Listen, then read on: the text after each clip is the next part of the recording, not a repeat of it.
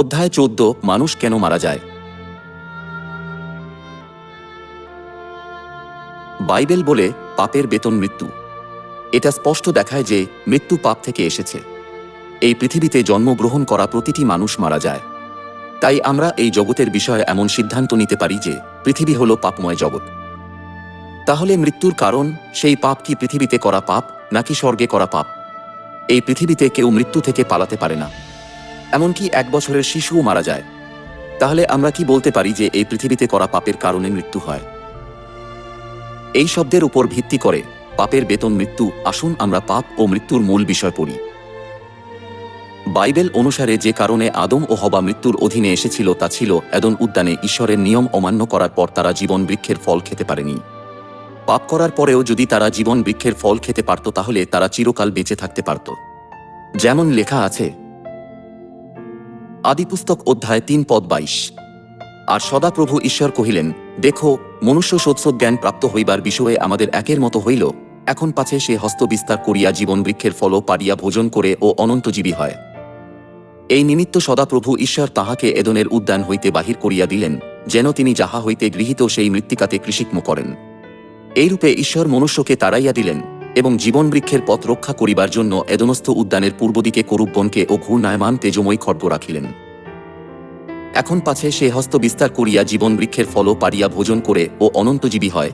এই বাক্য দেখায় যে যদিও তারা সৎজ্ঞানদায়ক বৃক্ষ থেকে খেয়েছিল, তবুও যদি জীবন বৃক্ষের ফল খেত তাহলে সে চিরকাল বেঁচে থাকতে পারত। এর দ্বারা বুঝতে পারি যে এই পৃথিবীতে করা পাপের কারণে মানুষ মারা যায় না, বরং জীবন বৃক্ষের ফল খেতে না পারার কারণে সমস্ত মানুষ মারা যায়। এখন যদি আমরা জীবন বৃক্ষের ফল খেতে পারি, আমরাও চিরকাল বেঁচে থাকতে পারব। কিন্তু পাপীদের জন্য তাদের হাত বাড়িয়ে জীবন বৃক্ষের ফল পাড়া ও খাওয়া নিষিদ্ধ করা হয়েছে। এই জন্য মৃত্যুর জন্য নিযুক্ত অসহায় পাপীদের জন্য যিশু এসেছিলেন এবং বিনা বাধায় জীবন বৃক্ষের ফল খাওয়ার পথ খুলেছিলেন। শুধুমাত্র যারা যিশুর বহুমূল্য রক্ত দ্বারা শুদ্ধ হয়েছে তাদেরই কাছে জীবন বৃক্ষের ফল খাওয়ার এবং পবিত্র নগরে প্রবেশ করার অধিকার আছে। এই পৃথিবীতে কোনো মানুষ যতই ধার্মিক হোক না কেন, যিশুর বহুমূল্য রক্ত ছাড়া কেউই জীবন বৃক্ষের ফলের কাছে যেতে পারে না। কিন্তু গম্ভীর পাপী হলেও যদি কেউ যিশুর বহুমূল্য রক্ত দ্বারা শুদ্ধ হয়, সে জীবন বৃক্ষের ফল খাওয়ার অধিকার পাবে। এটা মসির ব্যবস্থায়ও দেখা যায়। পৃথিবীর পবিত্র স্থানে একটা নিয়ম সিন্দুক ছিল, যার মধ্যে 10 আজ্ঞার 2টি ফলক রাখা ছিল এবং নিয়ম সিন্দুকের ঢাকনার উপরে 2 প্রান্তে 2 করুব দাঁড়িয়েছিল। অতি পবিত্র স্থান যেখানে নিয়ম সিন্দুক ছিল, সেখানে পাপীদের প্রবেশ করতে বাধা দেওয়ার জন্য তারা তেজময় খড়গ নিয়েছিলেন, যেভাবে এদন উদ্যানে জীবন বৃক্ষের পথ রক্ষা করার জন্য করুবগণ তেজময় খড়গ নিয়েছিলেন।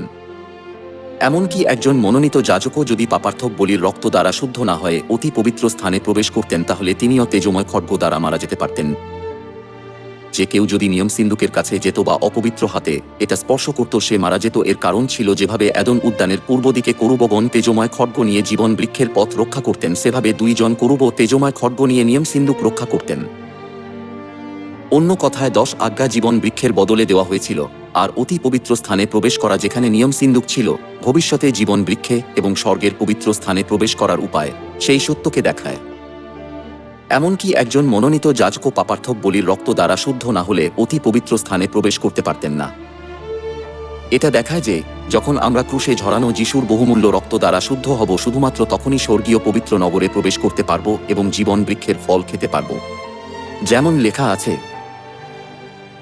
ইব্রিয় অধ্যায় 10:19।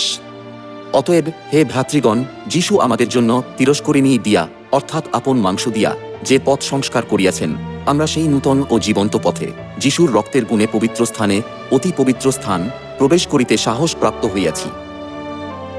নূতন ও জীবন্ত পথে মানে জীবন বৃক্ষ ও স্বর্গীয় নগরের পথ। যেমন লেখা আছে প্রকাশিত বাক্য অধ্যায় 22:14। ধন্য তাহারা যাহারা আপন আপন পরিচ্ছদ ধৌত করে, যেন তাহারা জীবন বৃক্ষের অধিকারী হয় এবং দ্বার সকল দিয়া নগরে প্রবেশ করে।